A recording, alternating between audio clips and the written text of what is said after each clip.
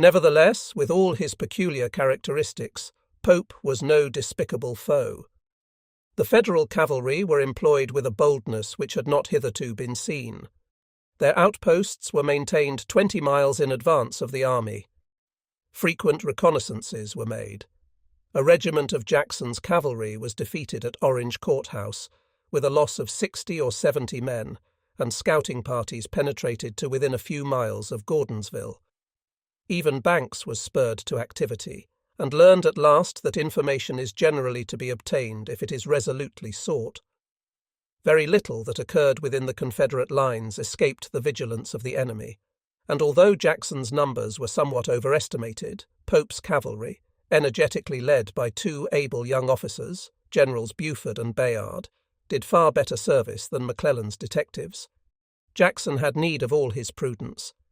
Including the light division, his force amounted to no more than 24,000 men, and if Pope handled his whole army with as much skill as he used his cavalry, it would go hard with Gordonsville.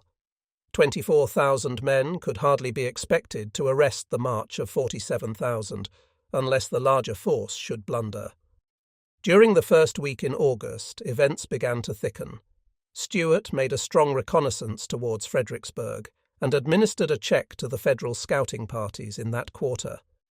But McClellan threw forward a division and occupied Malvern Hill, and it became evident that Pope also was meditating a further advance. Jackson, for the purpose of luring him forward and also of concealing Hill's arrival, had drawn back his cavalry and moved his infantry south of Gordonsville. Pope was warned from Washington that this was probably a ruse. His confidence, however, was not to be shaken. "Within 10 days," he reported, "unless the enemy is heavily reinforced from Richmond, I shall be in possession of Gordonsville and Charlottesville." Although such an operation would carry Pope far from Washington, there was no remonstrance from headquarters. Lincoln and Stanton, mistrustful at last of their ability as strategists, had called to their councils General Halleck, who had shown some evidence of capacity while in command of the Western armies. The new commander-in-chief had a difficult problem to work out. It is impossible to determine how far Jackson's movement to Gordonsville influenced the Federal authorities, but immediately on Halleck's arrival at Washington, about the same date that the movement was reported, he was urged, according to his own account, to withdraw McClellan from the peninsula. "I delayed my decision," he says, "as long as I dared delay it, but on August 3rd his mind was made up, and McClellan, just after Hill joined Jackson, was ordered to embark his army at Fortress Monroe, sail to Aquia Creek near Fredericksburg, and join Pope on the Rappahannock. The proposed combination, involving the transfer by sea of 90,000 men with all their artillery and trains, was a manoeuvre full of danger. The retreat and embarkation of McClellan's troops would take time, and the Confederates, possessing the interior lines, had two courses open to them. Leaving Jackson to check Pope, they might attack McClellan as soon as he evacuated his entrenched position at Harrison's Landing. They might neglect McClellan and concentrate against Pope before he could be reinforced. Halleck considered that attack on McClellan was the more likely, and Pope was accordingly instructed to threaten Gordonsville, so as to force Lee to detach heavily from Richmond and leave him too weak to strike the Army of the Potomac. August 6th.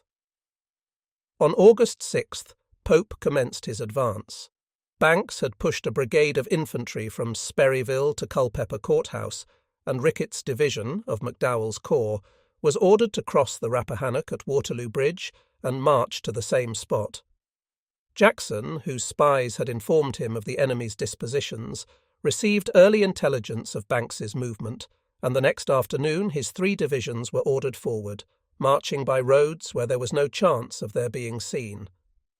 He hoped, so he wrote to Lee, through the blessing of Providence, to defeat the advanced Federal detachment before reinforcements should arrive. This detachment was McClellan had received no further reinforcements than those sent from Washington. Burnside, with 14,000 men, remained at Fortress Monroe until the beginning of August, when he embarked for Aquia Creek, concentrating on August 5th. Hunter's troops were withheld.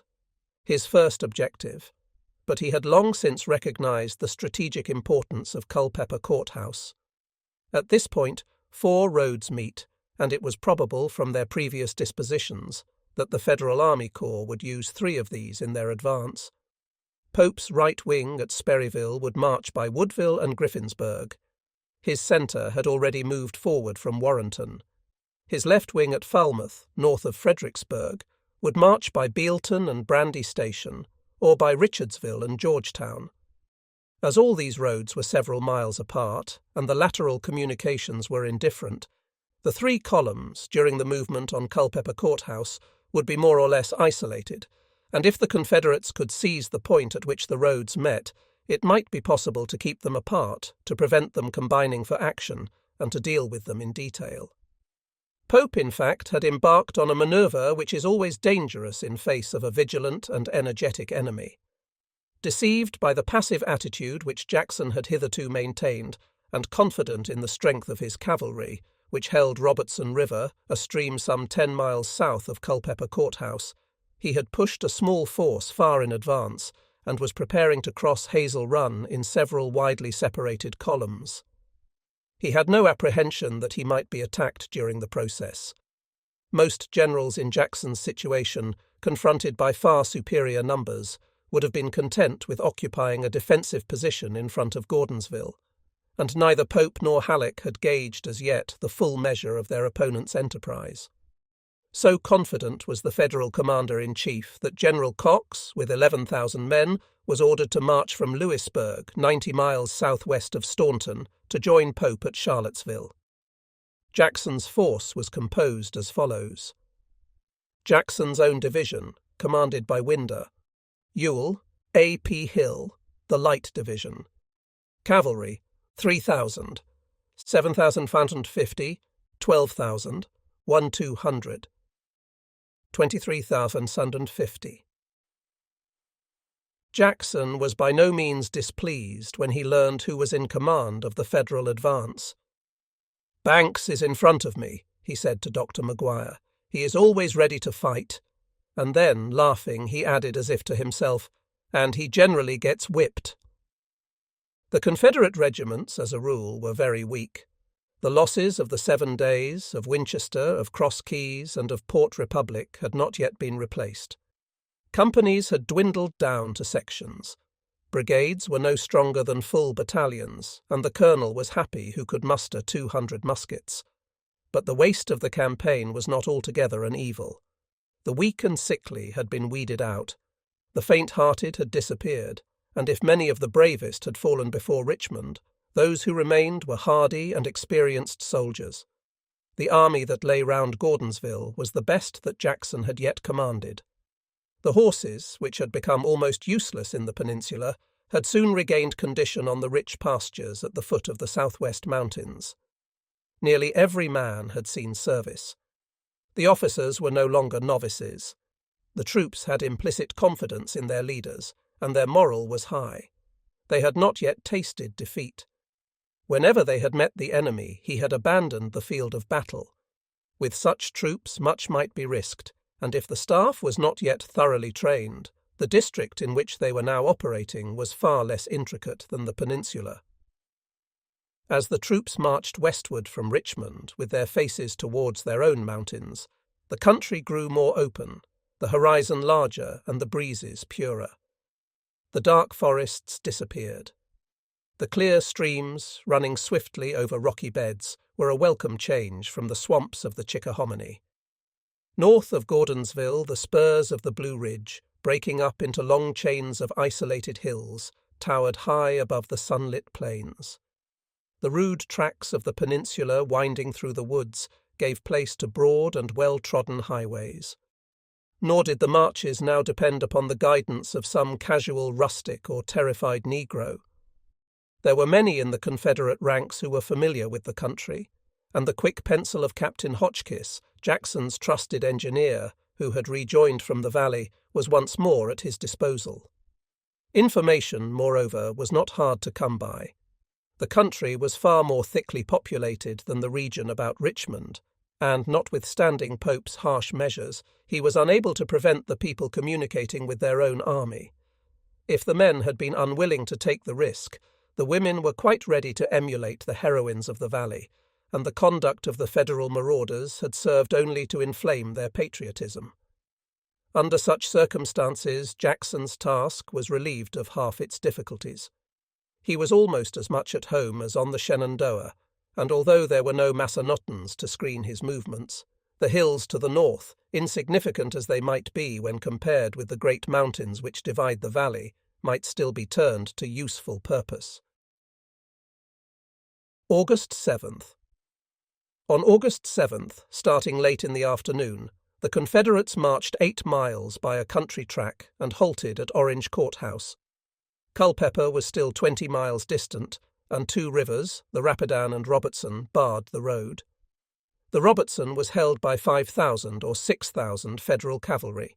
5 regiments under General Buford were near Madison Courthouse, 4 under General Bayard near Rapidan Station. East of the railway, 2 more regiments held Raccoon Ford.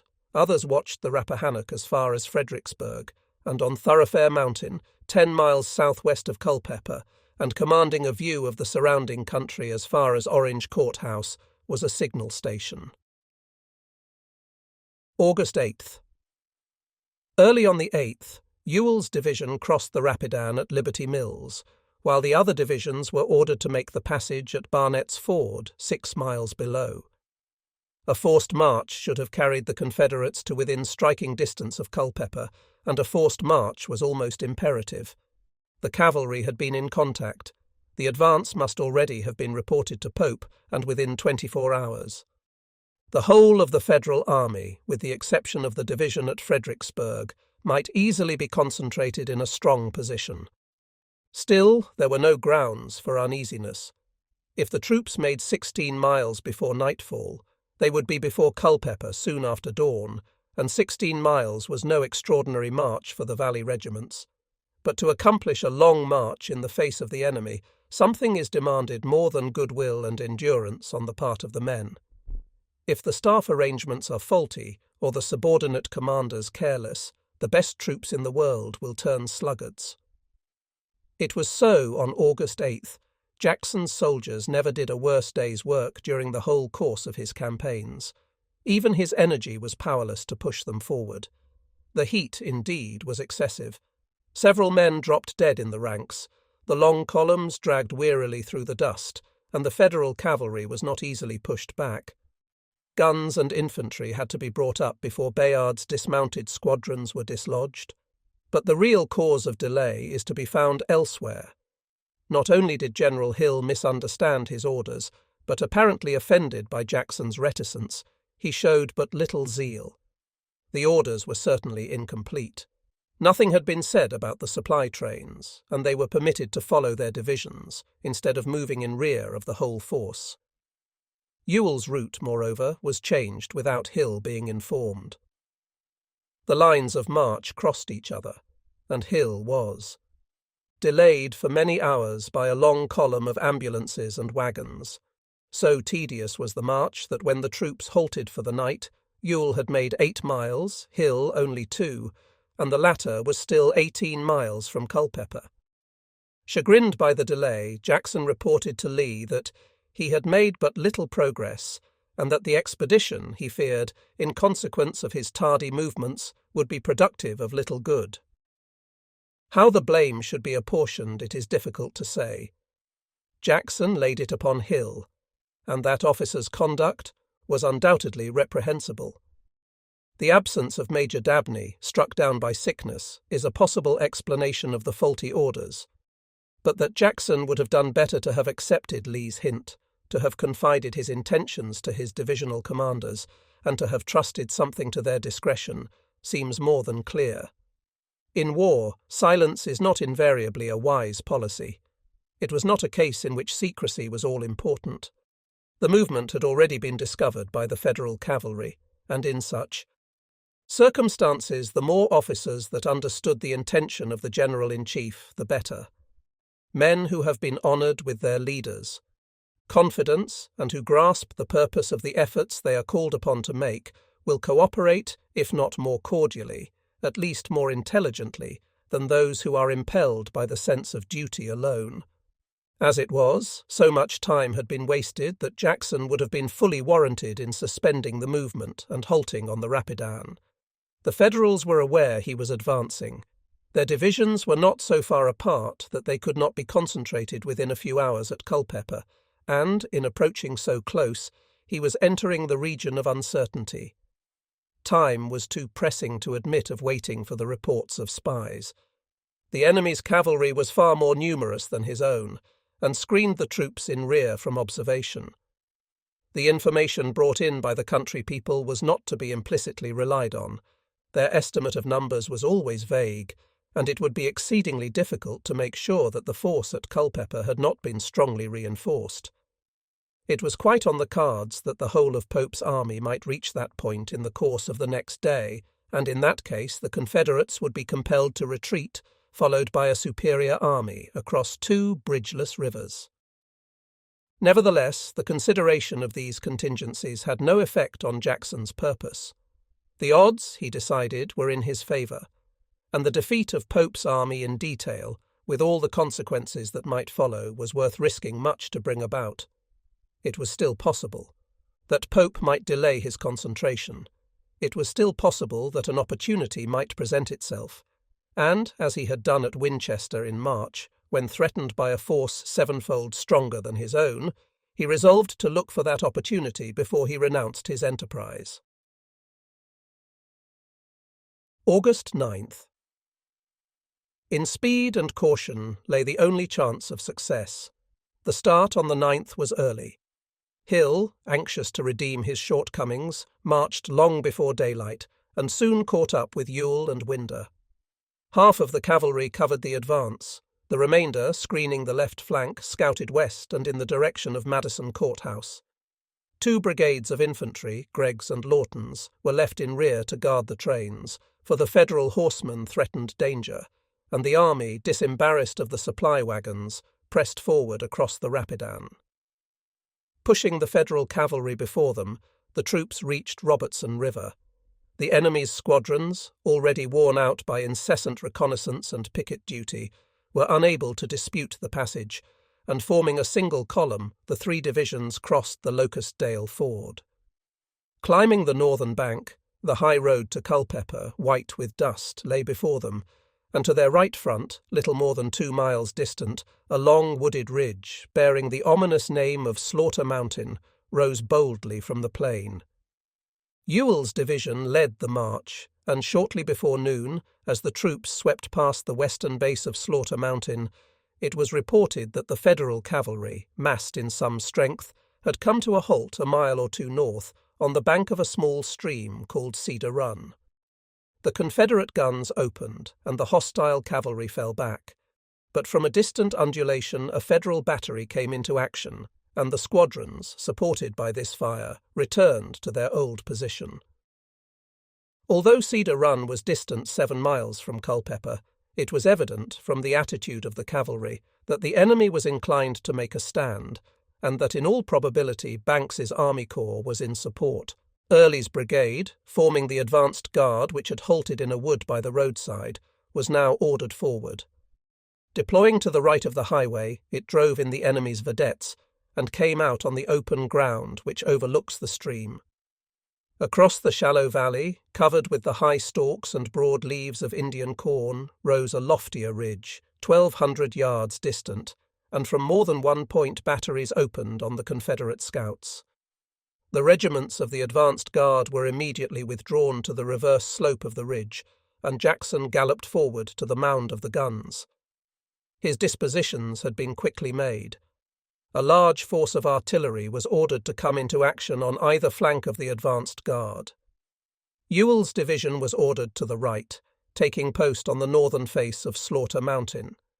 Winder was ordered to the left, and Hill, as soon as he came up, was to form the reserve, in rear of Winder. These movements took time. The Confederate column, 20,000 infantry and 15 batteries, must have occupied more than 7 miles of road.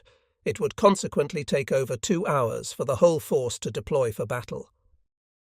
Before 3 o'clock, however, the first line was formed. On the right of the advanced guard, near a clump of cedars, were 8 guns, and on Slaughter Mountain 8 more. Along the high road to the left, 6 guns of Winder's division were soon afterwards deployed, reinforced by 4 of Hill's. These 26 pieces, nearly the whole of the long-range ordnance which the Confederates possessed, were turned on the opposing batteries, and for nearly 2 hours the artillery thundered across the valley. The infantry, meanwhile, awaiting Hill's arrival, had come into line. Ewell's brigades, Trimble's and the Louisianians, commanded by Colonel Forno, had halted in the woods on the extreme right at the base of the mountain, threatening the enemy's flank. Winder had come up on the left and had posted the Stonewall Brigade in rear of his guns. Campbell's brigade, under Lieutenant Colonel Garnett, was stationed in front, west, and Taliaferro's brigade east of the road. The 10,000 men of the Light Division, however, were still some distance to the rear, and the position was hardly secure against a counterstroke. The left of the line extended along a skirt of woodland, which ran at right angles to the road, overlooking a wheat field but lately reaped, on the further side of which, and 300 yards distant, was dense wood. This point was the most vulnerable, for there was no support at hand, and a great tract of forest stretched away westward, where cavalry was useless, but through which it was quite possible that infantry might force its way. Jackson ordered Colonel Garnett, commanding the brigade on this flank, to look well to his left and to ask his divisional commander for reinforcements. The brigadier sent a staff officer and an orderly to reconnoitre the forest to the left, and 2 officers were dispatched to secure the much-needed support. But at this juncture, General Winder was mortally wounded by a shell. There was some delay in issuing orders, and before the weak place in the line could be strengthened, the storm broke. The enemy's batteries, 5 in number, although the concentrated fire of the Confederates had compelled them to change position, had not yet been silenced. No large force of Federal infantry had as yet appeared. Skirmishers only had pushed forward through the corn. But the presence of so many guns was a clear indication that a strong force was not far off, and Jackson had no intention of attacking a position which had not yet been reconnoitred until his rear division had closed up and the hostile artillery had lost its sting. About 5 o'clock, however, General Banks, although his whole force, including Bayard's cavalry, did not exceed 9,000 officers and men, and Rickett's division, in support, was 4 miles distant, gave orders for a general attack. 2 brigades, crossing the rise which formed the Federal position, bore down on the Confederate centre and strove to cross the stream. Early was hard pressed, but Taliaferro's brigade advancing on his left, he held his own, and on the high road, raked by a Confederate gun, the enemy was unable to push forward. But within the wood to the left, at the very point where Jackson had advised precaution, the line of defence was broken through. On the edge of the timber commanding the wheat field, only 2 Confederate regiments were posted, some 500 men all told, and the 1st Virginia on the extreme left was completely isolated. The Stonewall Brigade, which should have been placed in second line behind them, had not yet received its orders. It was more than a half-mile distant in rear of Winder's artillery, and hidden from the first line by the trees and undergrowth.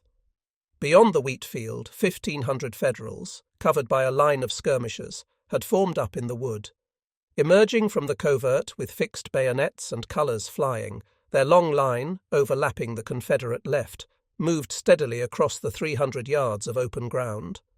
The shocks of corn and some ragged patches of scrub timber gave cover to the skirmishers, but in the closed ranks behind the accurate fire of the Southern riflemen made fearful ravages. Still the enemy pressed forward. The skirmishers darted from bush to bush. The regiments on the right swung round, enveloping the Confederate line, and the 1st Virginia, despite the entreaties of its officers, broke and scattered. Assailed in front from the field and in flank from the forest, the men would stand no longer, and flying back through the woodland, left the way open to the very rear of the position. The 42nd Virginia, outflanked in turn, was compelled to give ground, and the Federals, without waiting to reform, swept rapidly through the wood and bore down upon the flank of Taliaferro's brigade and Winder's batteries. And now occurred a scene of terrible confusion. So swift was the onslaught that the first warning received by the Confederates on the high road was a sudden storm of musketry, the loud cheers of the enemy, and the rush of fugitives from the forest. Attacked simultaneously in front, flank, and rear, with the guns and limbers entangled among the infantry, Winder's division was subjected to an ordeal of which it was without experience. The batteries, by Jackson's order, were at once withdrawn, and not a gun was lost. The infantry, however, did not escape so lightly. The Federals, emboldened by the flight of the artillery, charged forward with reckless courage. Every regimental commander in Garnett's brigade was either killed or wounded. Taliaferro's brigade was driven back, and Early's left was broken. Some regiments attempted to change front, others retreated in disorder. Scattered groups, plying butt and bayonet, endeavoured to stay the rout. Officers rushed into the melee and called upon those at hand to follow. Men were captured and recaptured, and for a few moments the blue and grey were mingled in close conflict amid the smoke. But the isolated efforts of the Confederates were of no avail. The first line was irretrievably broken. The troops were mingled in a tumultuous mass, through which the shells tore shrieking. The enemy's bayonets were surging forward on every side, and his well-served batteries, firing over the heads of their own infantry, played heavily on the road. But fortunately for the Virginians, the Federal right wing was unsupported, and although the Light Division was still at some distance from the field, the Stonewall Brigade was already advancing. Breaking through the rout to the left of the high road, these 5 staunch regiments, undismayed by the disaster, opened a heavy fire. The Federals, although still superior in numbers at the decisive point, had lost all order in their successful charge. To meet this fresh onset, they halted and drew together. And then Jackson, with wonderful energy, restored the battle. Sending orders for Ewell and A.P. Hill to attack at once, he galloped forward, unattended by either staff officer or orderly, and found himself in the midst of his own men, his soldiers of the valley, no longer presenting the stubborn front of Bull Run or Kernstown, but an ungovernable mob breaking rapidly to the rear, and on the very verge of panic. Drawing his sword, for the first time in the war, his voice pealed high above the din. The troops caught the familiar accents, instinct with resolution, and the presence of their own general acted like a spell. "Rally, men," he shouted, "and follow me."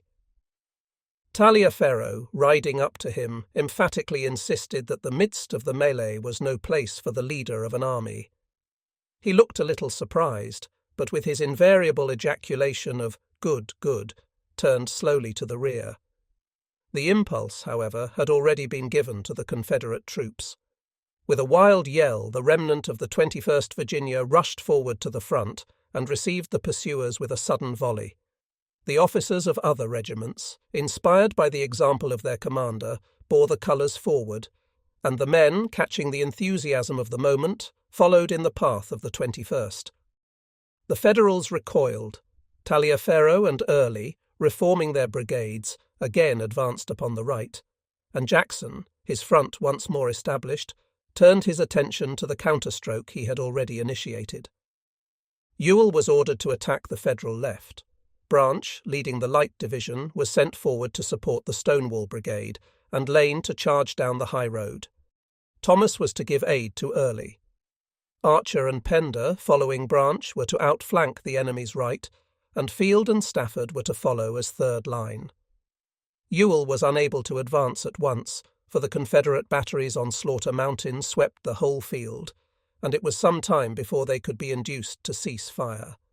But on the left, the mass of fresh troops, directed on the critical point, exerted a decisive influence. The Federal regiments, broken and exhausted, were driven back into the wood and across the wheat field by the charge of the Stonewall Brigade. Still, they were not yet done with. Before Hill's troops could come into action, Jackson's old regiments, as they advanced into the open, were attacked in front and threatened on the flank. The 4th and 27th Virginia were immediately thrown back to meet the more pressing danger, forming to the left within the wood. But assailed in the confusion of rapid movement, they gave way and scattered through the thickets. But the rift in the line was rapidly closed up. Jackson, riding in front of the light division and urging the men to hold their fire and use their bayonets, rallied the 27th and led them to the front, while Branch's regiments, opening their ranks for the fugitives to pass through and pressing forward with unbroken line, drove back the northern skirmishers and, moving into the wheat field, engaged their main body in the opposite wood. Lane, meanwhile, was advancing astride the road. Archer and Pender, in accordance with Jackson's orders, were sweeping round through the forest, and Field and Stafford were in rear of Branch. A fresh brigade had come up to sustain the defeated Federals, but gallantly as they fought, the Northerners could make no head against overwhelming numbers. Outflanked to both right and left, for Early and Ewell were now moving forward, they began to yield. Jackson rode forward to the wheat field, and just at this moment Banks made a despairing effort to extricate his infantry. Two squadrons, hitherto concealed by the woods, appeared suddenly on the road and, deploying into two lines, charged full against the Confederate centre. The skirmishers were ridden down, but the troops in rear stood firm, and several companies, running to a fence along the highway, poured a devastating fire into the mass of horsemen. Out of 174 officers and men, only 71 rode back. This brilliant but useless exploit brought no respite to the Federals.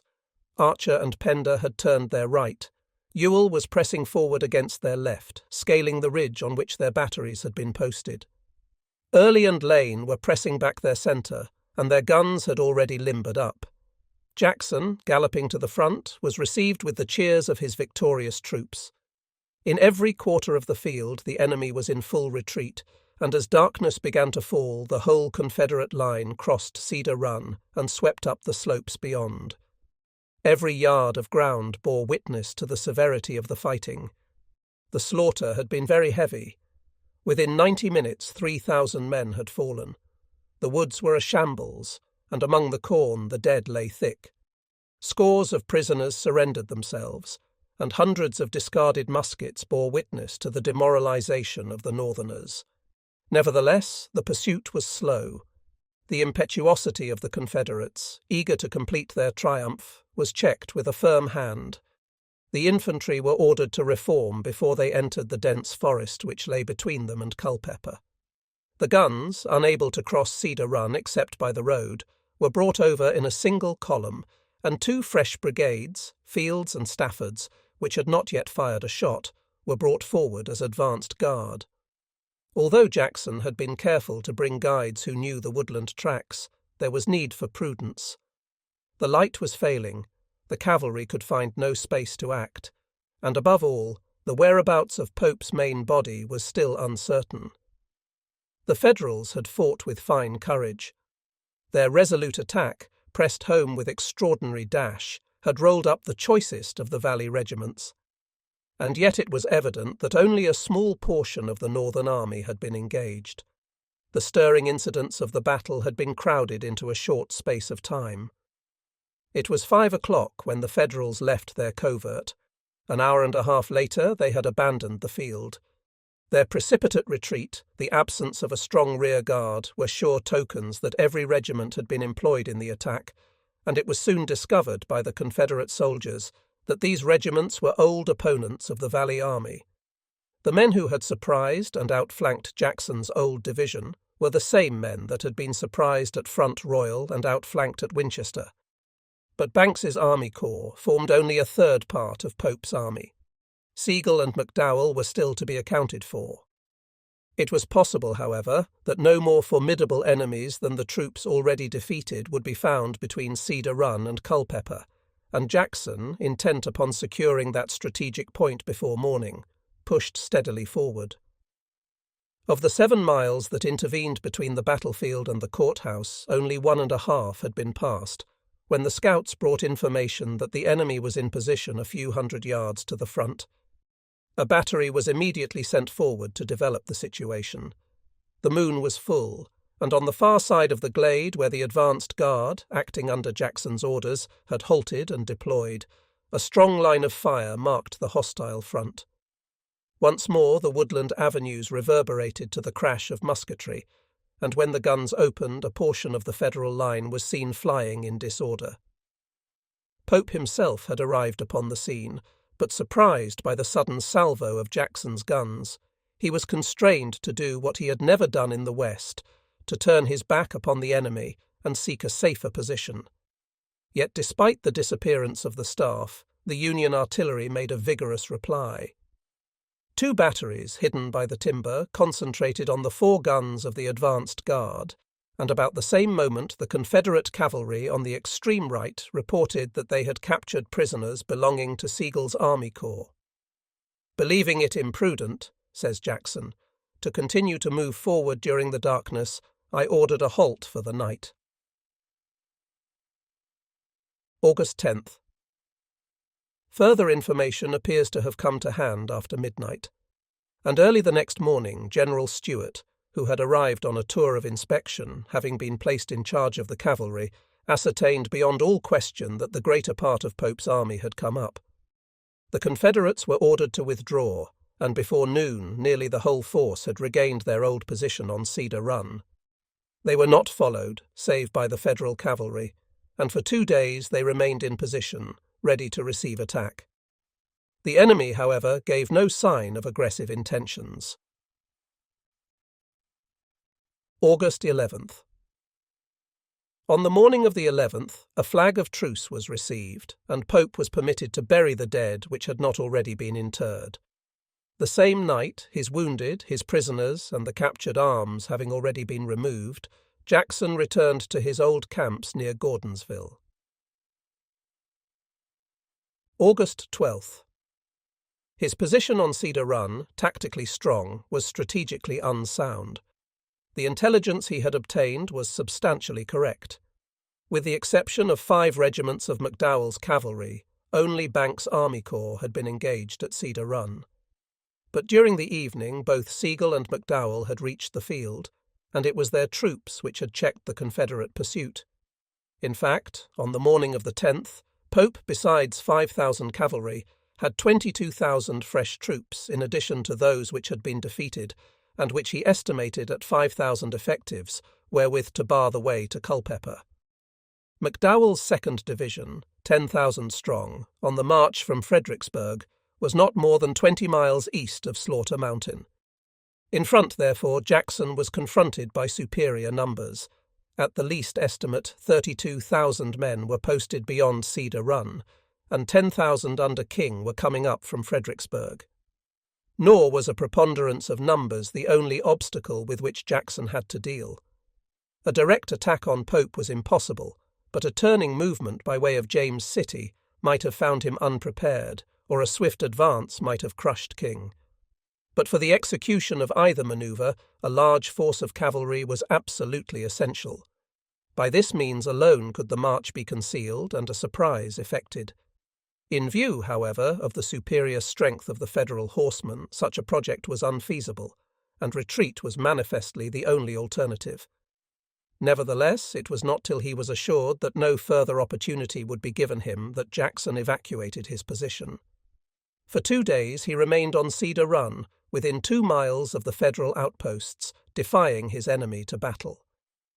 If an attack on the Federals promised nothing but defeat, it was not so sure that Pope, with 27,000 infantry, of whom a considerable number had just tasted defeat, would be able to oust Jackson with 22,000 from a position which the latter had selected.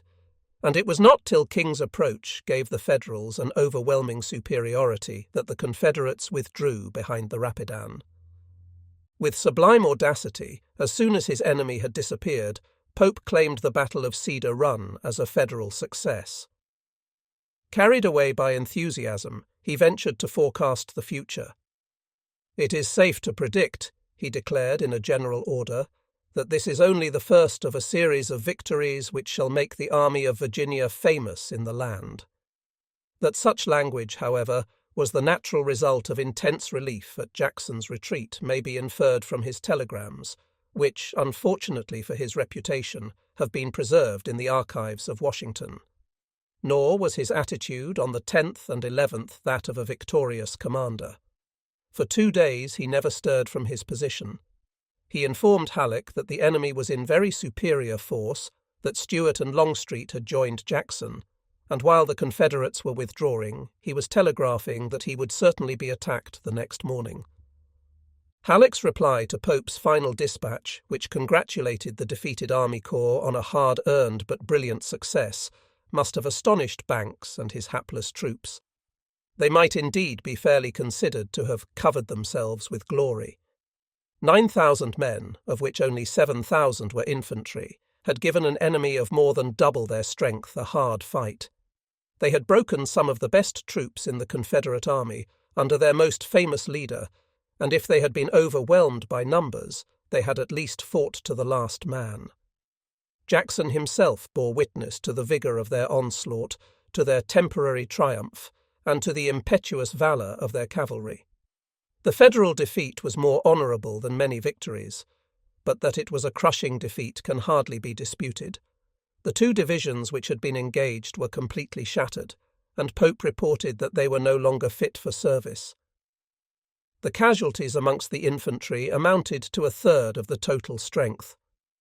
Of the brigade that had driven in the Confederate left, the 28th New York lost the whole of its company officers, the 5th Connecticut 17 officers out of 20, and the 10th Maine had 170 killed or wounded. In two brigades, nearly every field officer and every adjutant was struck down. The 2nd Massachusetts, employed in the last effort to hold back Jackson's counterstroke, lost 16 officers out of 28 and 147 men out of 451. The Ohio regiments, which had been with Shields at Kernstown and Port Republic, and had crossed Cedar Run opposite the Confederate center, were handled even more roughly. The 5th lost 118 men out of 275, the 7th 10 officers out of 14, and 170 men out of 293. 2 generals were wounded and 1 captured. 400 prisoners, 3 stand of colours, 5,000 rifles and 1 gun were taken by the Southerners, and including those suffered by Sigel and McDowell in the night action, the sum of losses reached 2,380. The Confederates by no means came off scatheless. General Winder died upon the field, and the 2 brigades that stood the brunt of the attack, together with Early's, suffered heavily. But the number of killed and wounded amounted to no more than 1,314, and many of the brigades had few losses to report. The spirit of the Valley troops was hardly to be tamed by such punishment as this. Nevertheless, Northern historians have not hesitated to rank Cedar Run as a battle unfavourable to the Confederates. Swinton declares that Jackson undertook the pursuit of Banks, under the impression that he had gained a victory. Southern writers, on the other hand, have classed Cedar Run amongst the most brilliant achievements of the war, and an unbiased investigation goes far to support their view. During the first week in August, Jackson, protecting the Virginia Central Railroad, was confronted by a much superior force. He could expect no further reinforcements, for McClellan was still near Richmond, and according to the latest information was actually advancing. On the 7th, he heard that Pope also was moving forward from Hazel Run, and had pushed a portion of his army as far as Culpeper. In face of the overwhelming strength of the Federal cavalry, it was impossible, if he occupied a defensive position, that he could protect the railroad, for while their infantry and artillery held him in front, their swarming squadrons would operate at their leisure on either flank. Nor could a defensive position have been long maintained. There were no natural obstacles, neither river nor mountains, to protect Jackson's flanks, and the railroad, his line of supply, would have been parallel to his front. In a vigorous offensive, then, should opportunity offer, lay his best chance of success. That opportunity was offered by the unsupported advance of the Federal detachment under Banks. It is true that Jackson hoped to achieve more than the defeat of this comparatively small force. If he could have seized Culpeper, he might have been able to deal with Pope's army in detail. He saw before him another Valley campaign, and he was fully justified in believing that victory on the Rapidan would bring McClellan back to Washington. His anticipations were not altogether realized. He crushed the detachment immediately opposed to him, but he failed to seize Culpeper, and McClellan had already been ordered, although this was unknown to the Confederates, to evacuate the peninsula. But it cannot be fairly said that his enterprise was therefore useless. Strategically, it was a fine conception. The audacity of his manoeuvre was not the least of its merits. For an army of 24,000 men, weak in cavalry, to advance against an army of 47,000, including 5,000 horsemen, was the very height of daring. But it was the daring of profound calculation. As it was, Jackson ran little risk. He succeeded in his immediate object. He crushed Pope's advanced guard, and he retreated unmolested, bearing with him the prisoners, the colours, and the arms which he had captured. If he did not succeed in occupying Culpeper, it was not his fault. Fortune was against him. On the very day that he had moved forward, Pope had done the same. Banks and McDowell were at Culpeper on the 8th, and Sigel received orders to move the same day. Nevertheless, the expedition was far from barren in result. If Jackson failed to defeat Pope altogether, he at least singed his beard. It was well worth the loss of 1,300 men to have destroyed 2 whole divisions under the very eyes of the general commanding a superior army. A few days later, Pope was to feel the want of these gallant regiments, and the confidence of his troops in their commander was much shaken. Moreover, the blow was felt at Washington. There was no more talk of occupying Gordonsville. Pope was still full of ardour, but Halleck forbade him to advance further than the Rapidan, where Burnside would reinforce him, and McClellan was ordered to hasten the departure of his troops from the peninsula. Jackson's tactics have been criticised as severely as his strategy.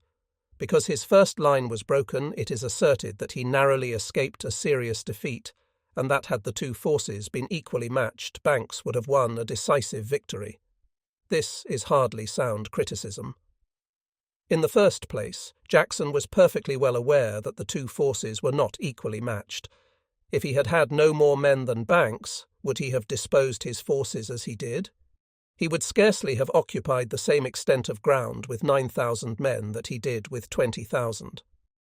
His actual front, when Banks attacked, was 2 miles long. With smaller numbers, he would have occupied a smaller front, and would have retained a sufficient force in reserve. In the second place, it is generally possible for an inferior force, if it puts every man into the fighting line, to win some measure of success. But such success, as was shown at Kernstown, can seldom be more than temporary, and if the enemy makes good use of his reserves, must end in defeat. So far from Jackson's tactics being indifferent, it is very easy to show that they were exactly the contrary. Immediately he came upon the field, he sent Ewell to occupy Slaughter Mountain, a mile distant from his line of march, and the huge hill, with batteries planted on its commanding terraces, not only secured his flank, but formed a strong pivot for his attack on the Federal right. The preliminary operations were conducted with due deliberation. There was no rushing forward to the attack while the enemy's strength was still uncertain. The ridge occupied by the enemy, so far as possible, was thoroughly reconnoitred, and every rifled gun was at once brought up. The artillery positions were well selected, for notwithstanding their superiority of ordnance, the Federal batteries suffered far more heavily than the Confederates. The one weak point was the extreme left, and to this point Jackson in person directed the attention of his subordinates. Had reinforcements, says Colonel Garnett, who commanded the troops that first gave way, momentarily expected, arrived 10 minutes sooner, no disaster would have happened. That the point was not strengthened, that the Stonewall Brigade was not posted in second line behind the 1st Virginia, and that only a staff officer and an orderly were sent to patrol the forest to the westward, instead of several companies of infantry, was in no way due to the General-in-Chief. Nor was the position of A.P. Hill's division, which, in conjunction with the Stonewall Brigade, averted the disaster and won the victory, a fortuitous circumstance. Before the attack began, it had been directed to this point, and the strong counterstroke which was made by these fresh troops was exactly the manoeuvre which the situation demanded. At the time, it was ordered the Confederate left and centre were hard pressed. The Stonewall Brigade had checked the troops which had issued from the forest, but the whole Confederate line was shaken. The normal, though less brilliant, course would have been to have re-established the front, and not till that had been done to have ventured on the counterstroke. Jackson, with that quick intuition which is possessed by few, saw and seized his opportunity while the Federals were still pressing the attack. One of Hill's brigades was sent to support the centre, and almost in the same breath 6 others, a mass of 7,000 or 8,000 men, were ordered to attack the enemy's right, to outflank it, and to roll back his whole line upon Ewell, who was instructed at the same moment to outflank the left. Notwithstanding some delay in execution, Ewell's inability to advance, and the charge of the Federal cavalry, this vigorous blow changed the whole aspect of the battle within a short half-hour. Conceived in a moment, in the midst of wild excitement and fierce tumult, delivered with all the strength available, it cannot be judged otherwise than as the mark of a great captain. Few battles, indeed, bear the impress of a single personality more clearly than Cedar Run. From the first cannon shot of the advanced guard until the last volley in the midnight forest, one will directed every movement. The field was no small one. The fight was full of startling changes. It was no methodical conflict, but a fierce struggle at close quarters, the lines swaying to and fro, and the ground covered with confused masses of men and guns, with flying batteries and broken regiments. But the turmoil of battle found a master. The strong brain was never clearer than when the storm raged most fiercely. Wherever his presence was most needed, there Jackson was seen, rallying the fugitives, reinforcing the centre, directing the counterstroke, and leading the pursuit. And he was well supported. His subordinate generals carried out their orders to the letter. But every order which bore upon the issue of the battle came from the lips of one man. If Northern writers have overlooked the skill with which Jackson controlled the fight, they have at the same time misunderstood his action 2 days later. His retreat to Gordonsville has been represented as a flight. He is said to have abandoned many wounded and stragglers, and to have barely saved his baggage. In all this there is not one word of truth. We have indeed the report of the Federal officer who conducted the pursuit. The flight of the enemy after Saturday's fight was most precipitate and in great confusion. His old camp was strewn with dead men, horses, and arms. A good many Federal prisoners, wounded in Saturday's fight, were found almost abandoned. Major Andrews, Chief of Artillery to General Jackson, was found, badly wounded, at Crooked Run, in charge of an assistant surgeon. It is hardly necessary to say that General Buford, the officer thus reporting, had not been present at the battle. He had been cut off with his 4 regiments by the advance of the Confederate cavalry, and had retired on Sperryville. He may accordingly be excused for imagining that a retreat which had been postponed for 2 days was precipitate. But dead men, dead horses, and old arms, which the Confederates had probably exchanged for those which were captured, several wounded Federals, who had been prisoners in the enemy's hands, and 1 wounded Confederate, a major of horse artillery and not a staff officer at all, are hardly evidences of undue haste or great confusion. Moreover, in the list of Confederate casualties, only 31 men were put down as missing. It is true that Jackson need not have retreated so far as Gordonsville. He might have halted behind the Rapidan, where the bluffs on the south bank overlook the level country to the north. But Jackson's manoeuvres, whether in advance or retreat, were invariably actuated by some definite purpose, and what that purpose was, he explains in his dispatches. I remained in position until the night of the 11th, when I returned to the vicinity of Gordonsville, in order to avoid being attacked by the vastly superior force in front of me, and with the hope that by thus falling back, General Pope would be induced to follow me until I should be reinforced. That Pope, had he been left to his own judgment, would have crossed the Rapidan is certain. The enemy, he reported, has retreated to Gordonsville. I shall move forward on Louisa Courthouse as soon as Burnside arrives. He was restrained, however, by the more wary Halleck. "Beware of a snare," wrote the commander-in-chief. "Feigned retreats are Secesh tactics." How wise was this warning, and what would have been the fate of Pope had he recklessly crossed the Rapidan, the next chapter will reveal. Chapter 16. Groveton and the Second Manassas. During the summer of 1862, the stirring events in the Western Hemisphere attracted universal attention. All eyes were fixed on Richmond. The fierce fighting on the Chickahominy and the defeat of the invaders excited Europe hardly less than it did the North. The weekly mails were eagerly awaited. The newspapers devoted many columns to narrative, criticism, and prediction. The strategy and tactics of the rival armies were everywhere discussed, and the fact that almost every single item of intelligence came from a northern source served only as a whet to curiosity. The vast territory controlled by the Confederacy was so completely cut off from the outer world that an atmosphere of mystery enveloped the efforts of the defense. The Southern states, it has been said, stood in the attitude of a beleaguered fortress. The war was in truth a great siege. The fortress covered an area of more than 700,000 square miles, and the lines of investment around it extended over more than 10,000 miles. Within the circle of Federal cannon and Federal cruisers, only the imagination could penetrate. At rare intervals, some daring blockade runner brought a budget of Southern newspapers, or an enterprising correspondent succeeded in transmitting a dispatch from Richmond. But such glimpses of the situation within the cordon did little more than tantalize. The news was generally belated, and had often been long discounted by more recent events. Still, from northern sources alone, it was abundantly clear that the weaker of the two belligerents was making a splendid struggle. Great names and great achievements loomed large through the darkness. The war at the outset, waged by ill-trained and ill-disciplined volunteers, commanded by officers unknown to fame, had attracted small notice from professional soldiers. After the 7 days' battles, it assumed a new aspect.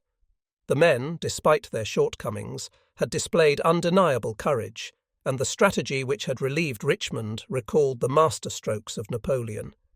It was evident that the Southern army was led by men of brilliant ability, and the names of Lee's lieutenants were on every tongue. Foremost amongst these was Stonewall Jackson. Even the northern newspapers made no scruple of expressing their admiration, and the dispatches of their own generals gave them constant opportunities of expatiating on his skill. During the first weeks of August, the reports from the front, whether from Winchester, from Fredericksburg, or from the peninsula, betrayed the fear and uneasiness he inspired. The overthrow of Pope's advanced guard at Cedar Run, followed by the unaccountable disappearance of the victorious army, was of a piece with the manoeuvres in the valley. What did this disappearance portend? Whither had the man of mystery betaken himself? Where would the next blow fall? "I don't. Like Jackson's movements," wrote McClellan to Halleck, "he will suddenly appear when least expected." This misgiving found many echoes. While Jackson was operating against Pope, McClellan had successfully completed the evacuation of Harrison's Landing. Embarking his sick, he marched his 5 Army Corps to Fortress Monroe, observed by Lee's patrols, but otherwise unmolested. The quiescence of the Confederates, however, brought no relief to the north. Stocks fell fast, and the premium on gold rose to 16%. For some days not a shot had been fired along the Rapidan. Pope's army rested in its camps. Jackson had completely vanished, but the silence at the front was not considered a reassuring symptom.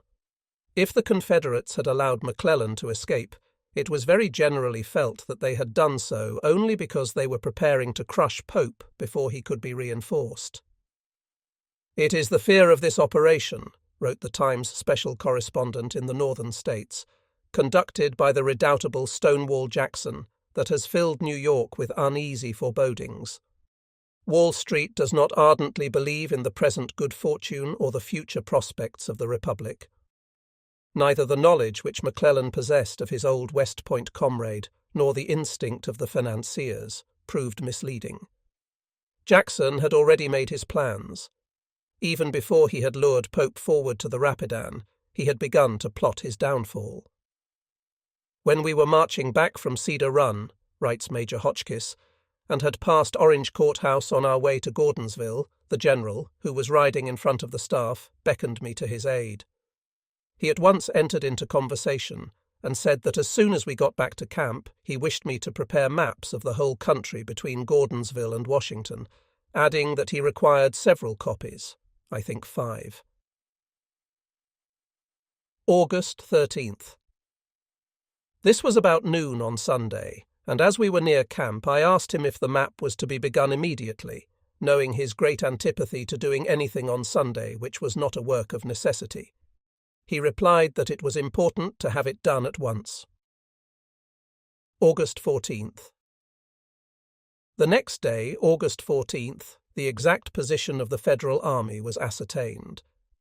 The camps were north and east of Slaughter Mountain, and Jackson instructed Captain Boswell, his chief engineer, who had lived in the neighbourhood, to report on the best means of turning the enemy's left flank and reaching Warrenton, thus intervening between Pope and Washington, or between Pope and Aquia Creek. The line of march recommended by Boswell led through Orange Courthouse to Pisgah Church, and crossing the Rapidan at Somerville Ford, ran by Lime Church and Stevensburg to Brandy Station. August 15th. On the night of the 15th, after 2 days' rest, the 3 divisions moved from Gordonsville to Pisgah. Church and there halted to await reinforcements. These were already on their way. On the 13th, General Lee had learned that Burnside, who had already left the peninsula for Aquia Creek on the Potomac, was preparing to join Pope, and it was reported by a deserter that part of McClellan's army had embarked on the transports at Harrison's Landing. Inferring that the enemy had relinquished all active operations in the peninsula, and that Pope would soon be reinforced by the Army of the Potomac, Lee resolved to take the offensive without delay. The campaign which Jackson had suggested more than a month before, when McClellan was still reeling under the effects of his defeat, and Pope's army was not yet organized, was now to be begun. The same evening the railway conveyed Longstreet's advanced brigade to Gordonsville, and with the exception of D.H. Hill's and McLaws' divisions, which remained to watch McClellan, the whole army fled. On the 15th, Lee met his generals in council. The map drawn by Captain Hotchkiss was produced, and the manoeuvre which had suggested itself to Jackson was definitely ordered by the Commander-in-Chief. The Valley Army, at dawn on the 18th, was to cross the Rapidan at Somerville Ford. Longstreet, preceded by Stuart, who was to cut the Federal communications in rear of Culpeper Courthouse, was to make the passage at Raccoon Ford. Jackson's cavalry was to cover the left and front, and Anderson's division was to form a general reserve. The movement was intended to be speedy. Only ambulances and ammunition wagons were to follow the troops. Baggage and supply trains were to be parked on the south side of the Rapidan, and the men were to carry 3 days' cooked rations in their haversacks. On Clark's Mountain, a high hill near Pisgah Church, Jackson had established a signal station. The view from the summit embraced an extensive landscape. The ravages of war had not yet effaced its tranquil beauty, nor had the names of its bright rivers and thriving villages become household words. It was still unknown to history, a peaceful and pastoral district, remote from the beaten tracks of trade and travel, and inhabited by a quiet and industrious people. Today there are few regions which boast sterner or more heroic memories. To the right, rolling away in light and shadow for a score of miles, is the great forest of Spotsylvania, within whose gloomy depths lie the fields of Chancellorsville, where the breastworks of the wilderness can still be traced, and on the eastern verge of which stand the grass-grown batteries of Fredericksburg. Northward, beyond the woods which hide the Rapidan, the eye ranges over the wide and fertile plains of Culpeper, with the green crest of Slaughter Mountain overlooking Cedar Run, and the dim levels of Brandy Station, the scene of the great cavalry battle, just visible beyond. Far away to the northeast, the faint outline of a range of hills marks the source of Bull Run and the Manassas Plateau, and to the west, the long rampart of the Blue Ridge, softened by distance, stands high above the Virginia plains. August 17th. On the afternoon of August 17th, Pope's forces seemed doomed to inevitable destruction. The Confederate army, ready to advance the next morning, was concentrated behind Clark's Mountain, and Lee and Jackson, looking toward Culpeper, saw the promise of victory in the careless attitude of the enemy. The day was hot and still. Round the base of Slaughter Mountain, 15 miles northward, clustered many thousands of tents, and the blue smoke of the campfires rose straight and thin in the sultry air. Regiments of infantry, just discernible through the glare, were marching and counter-marching in various directions, and long wagon trains were creeping slowly along the dusty roads. Near at hand, rising above the treetops, the Union colours showed that the outposts still held the river, and the flash of steel at the end of some woodland vista betrayed the presence of scouting party or vedette. But there were no symptoms of unusual excitement, no sign of working parties, of reinforcements for the advanced posts, of the construction of earthworks or abatis. Pope's camps were scattered over a wide tract of country. His cavalry was idle, and it seemed absolutely certain that he was unconscious of the near neighbourhood of the Confederate army. The inference was correct. The march to Pisgah Church had escaped notice. The Federals were unaware that Lee had arrived at Gordonsville, and they had as yet no reason to believe that there was the smallest danger of attack. Between Raccoon and Locustdale fords, and stretching back to Culpeper Courthouse, 52,500 men, for Reno, with 2 divisions of Burnside's army, 8,000 strong, had arrived from Fredericksburg, were in camp and bivouac. The front was protected by a river nearly 100 yards wide, of which every crossing was held by a detachment, and Pope had reported that his position was so strong that it would be difficult to drive him from it. But he had not made sufficient allowance for the energy and ability of the Confederate leaders. His situation, in reality, was one of extreme danger. In ordering Pope to the Rapidan and bidding him fight like the devil until McClellan should come up, Halleck made the same fatal error as Stanton when he sent Shields up the Luray Valley in pursuit of Jackson. He had put an inferior force within reach of an enemy who held the interior lines, and had ordered 2 armies, separated by several marches, to effect their concentration under the fire of the enemy's guns. And if Pope's strategical position was bad, his tactical position was even worse. His left, covering Raccoon and Somerville fords, was very weak,